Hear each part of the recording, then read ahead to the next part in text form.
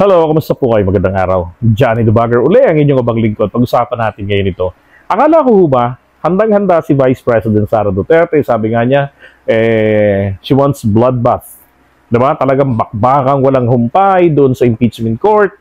Handa siyang harapin ito at sumagot doon. Pero ang problema ay, sabi niya, pinauubaya rin niya ibang mga legal diskarte sa mga remedy na trabahuin ng kanyang legal team. Aba, kayang-kaya niya pong sabihan ng legal team niya na, hey, I want bloodbath. Gusto ko bakbakan kami ron.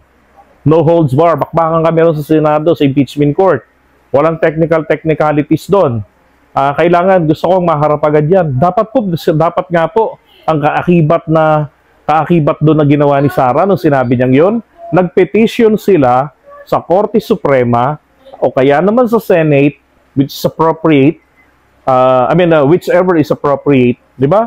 Urging them na itong Senate na simulan nyo na, mag-convene na kayo, mag-trial na tayo. Dapat namilit pa sila. Wala ho talagang plano sa simula pa lamang na talagang harapin. Dahil nga po ngayon, nag-submit na sila ng kanyang reply doon sa pinadala ng Senado para sagutin niya yung mga akusasyon sa kanya ng House of Representatives, ng prosecution. Di ba na-impeach sa Kongreso ng February?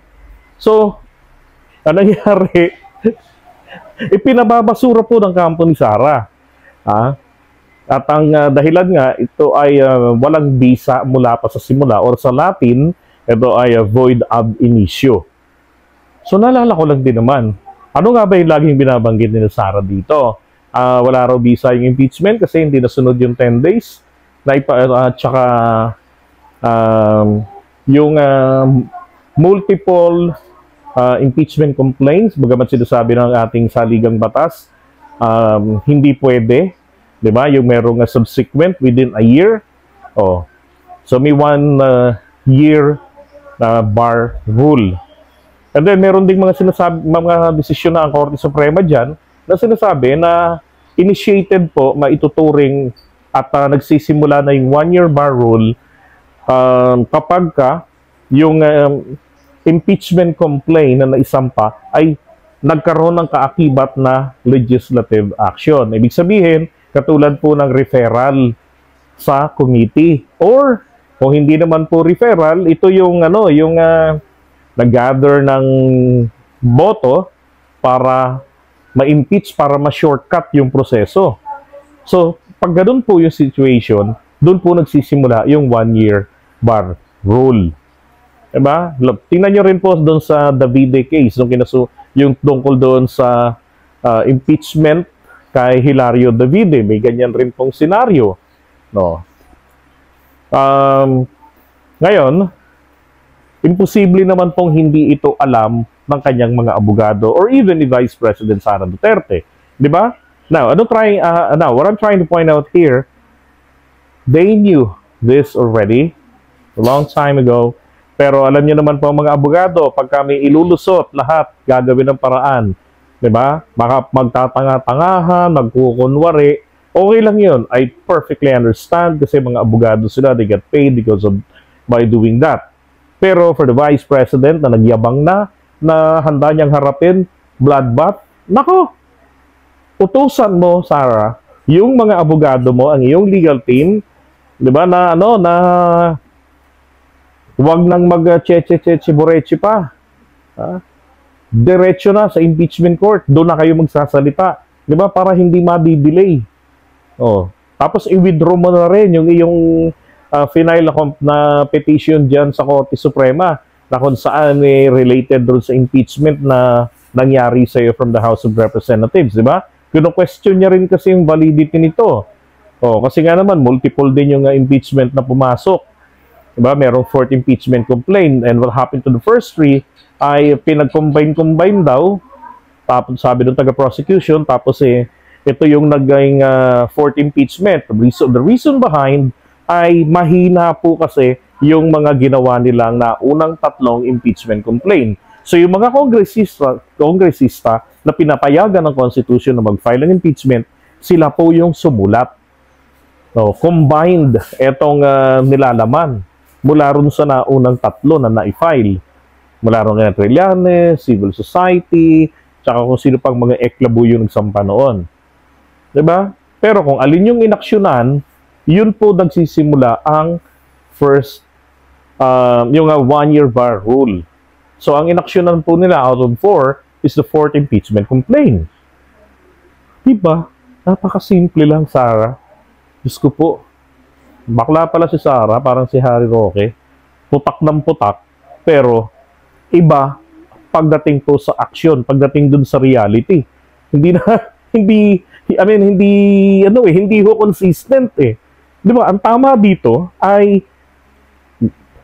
wala nang mga petition, di ba? Diretsuhan na, pagsabihan na rin sina Marcoleta, huwag nyo nang harangin niya, no more debates, opposing the impeachment, I'm clean, di ba? I can redeem my name, di ba? I can falsify all those accusations hurled at me by the House of Representatives, and I'm very much confident that I will win on the impeachment court. Di ba dapat ganun? Hindi yung maraming hanash. Ngayon talaga, nag-react nga ako kasi nakita ko sa balita, kanina hong bandang alas 5 ng hapon, nag-submit sila mag-aalas 6 na. Talagang last minute. Parang yung impeachment din ng transmit, mag-aalas 6 na ng gabi na transmit sa Senate. So sinasara kanina, ganoon din mag-aalas 6 din. Ano yun? Classic na ba talagang standard? Kailangan, di ba? Mga bandang last minute, doon kayo magpa-file na mga reply or ano, ay nako, gaya-gaya, wala sa lugar. Okay, so ano na lang ito eh, simple na, kahiyaan na lang ito. Kung talagang malinis, di ba? Bakit ang daming kakampi sa Senado ng mga humaharang, di ba? May parimand-rimand pang natlalaman tuloy itong si Cayetano, which is, for me, it's positive dahil napakadelikado po talaga rin naman ang ginawa ni Bato de la Rosa. Kung tutuusin, talagang tahasang pag-atake sa impeachment.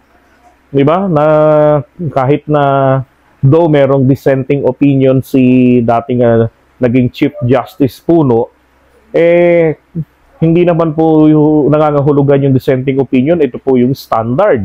Di ba? That's not a precedent. May mga president naman talaga na talagang batayan. Oh.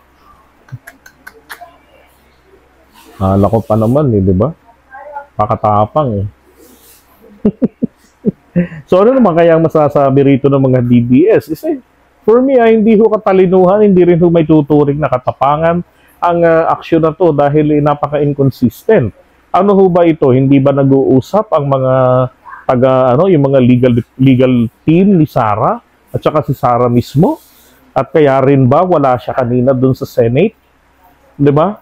Sila na talaga yung tumayo, kumbaga, pagdating ng impeachment trial, ang under trial hindi po si Sara Duterte, kung hindi po yung kanyang legal team. Ano ho ba sa palagay nyo? Di ba? Are they working on their own? Di ba? Hindi nagbibigay ng instructions si Sara? Anyway, please don't forget to hit that like button and pakishare nyo po itong ating live. Kung ano yung sagot nyo sa tanong ko, comment nyo po dyan sa baba. Thank you so much.